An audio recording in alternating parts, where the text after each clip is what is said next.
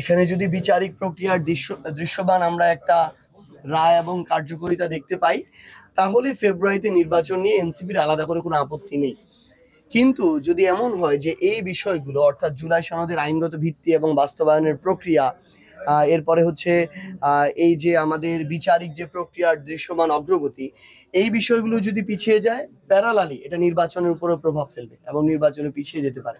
So আমরা অন্তর্বর্তীকালীন সরকার সহ এই বিষয়গুলোর সাথে সংশ্লিষ্ট যারাই আছেন তাদের কাছে আহ্বান করব যে এনসিপি নির্বাচন পিছানোর এই মানসিকতা ধারণ করে না।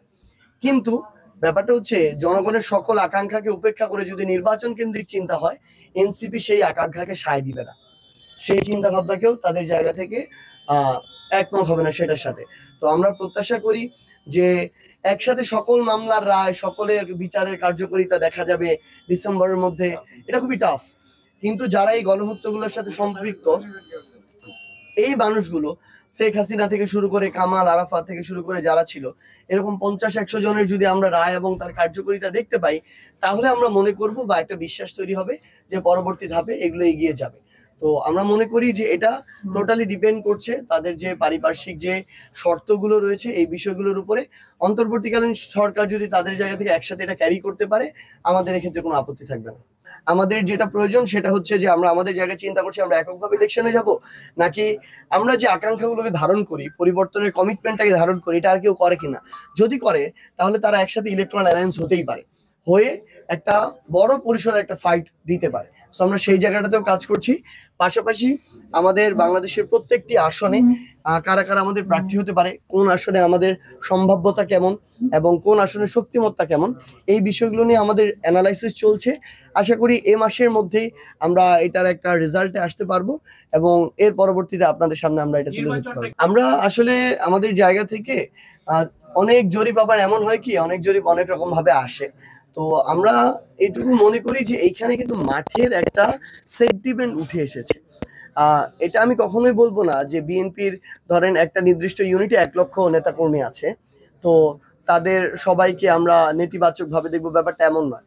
কিন্তু যেটা হয়, হয়তো ওই 1 লক্ষ নেতাকর্মীর মধ্যে এরকম 20 জন আছে, তাদের লাগামহীন কর্মকাণ্ডের কারণে তাদের ইমেজ কিছুটা সংকটে পড়ছে এবং বাকিরাও কিন্তু এটা নিয়ে বিব্রত। মানে আমরা না, বিএনপির যে বাকি নেতাকর্মীরা তারাও এটা নিয়ে বিব্রত।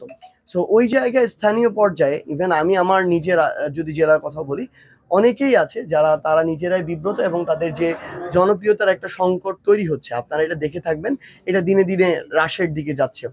আবার এনসিপি আমাদের জায়গা থেকে আমরা সাংগঠনিকভাবে আমাদের শক্তিমত্তা বৃদ্ধির জন্য কাজ করে যাচ্ছি।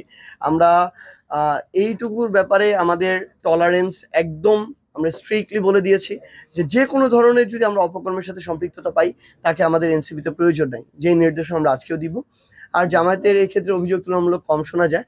সো মাঠের সেন্টিমেন্টের জায়গাটা অনেকটা এরকম, কিন্তু আমরা কোনো জরিপকে একেবারে স্ট্যান্ডার্ড ধরি না, কারণ এরকম অনেক জরিপ অনেকে ব্যক্তি, প্রাতিষ্ঠানিক বা দলগত স্বার্থে তৈরি করে।